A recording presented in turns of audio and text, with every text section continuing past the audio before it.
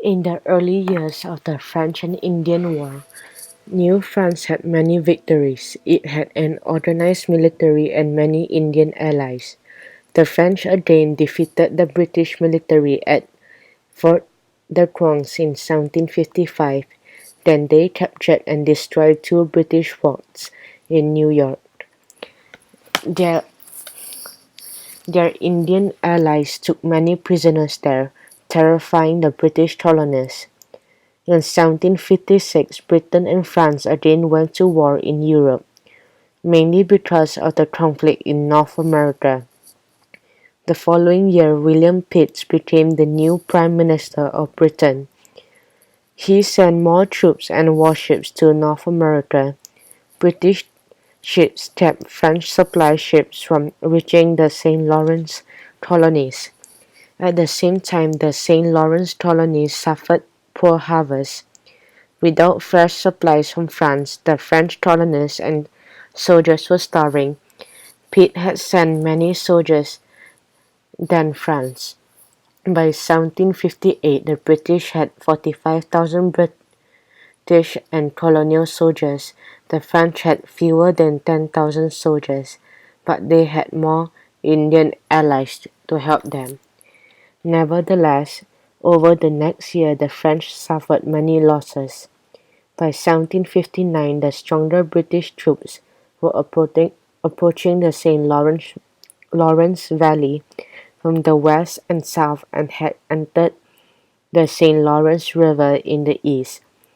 France was also busy fighting Britain overseas in the West Indies, India, and Africa, as well as in Europe.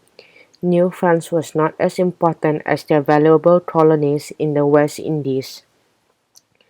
It took 3 months in 1759 for the British to capture the walled city of Quebec. The French cities of Montreal and Detroit soon followed. The French had been defeated in North America. However, fighting continued in Europe and around the world until 1763. At the end of the war, France signed the Treaty of Paris and gave up its land in North America east of the Mississippi River. In return, the British let France keep its valuable West Indies colonies on the island of Guadeloupe, Martinique, and Saint Lucia. In its 200 years in North America, France never made money from its New France colonies. The French government paid settlers to move there, but the fur trade never completely paid them back. France's Indian allies suffered more. French traders and colonists had not moved many Indians off their lands. After the war ended, however, British colonists flowed into Ohio Valley and cleared land without asking the Indians. British troops stayed at Detroit and other trading posts they had captured. They were not interested in forming alliances with the Indians, and the Indians had no European ally to help them protect their land. Although New France disappeared in 1763, many French traditions continued in Canada and the United States.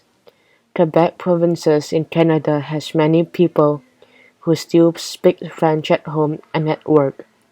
New Orleans is home to many cultures, including some people who still speak French. From Louisiana to Montreal, French names for cities, lakes, and rivers have survived to remind North Americans of these early settlers.